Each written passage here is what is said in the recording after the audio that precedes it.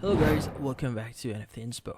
For today's video, we are going to show you or discuss with you how to fix the Bosch Dishwasher E20 error code. So if you're interested, let's start the tutorial.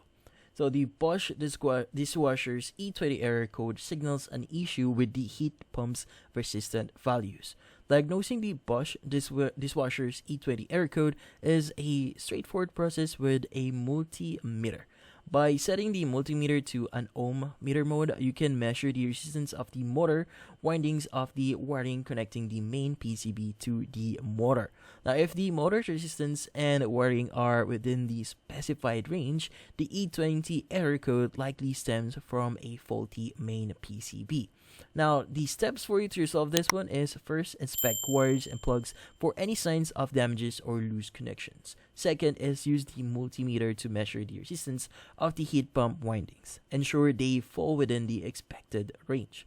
Now, additionally, it's essential to ensure the dishwasher is disconnected from power before performing any checks or repairs to prevent electrical hazards. Now, if the resistive values are off or if there are visible issues with the wiring or plugs, further inspection or professional assistance may be necessary to solve the E20 error code effectively.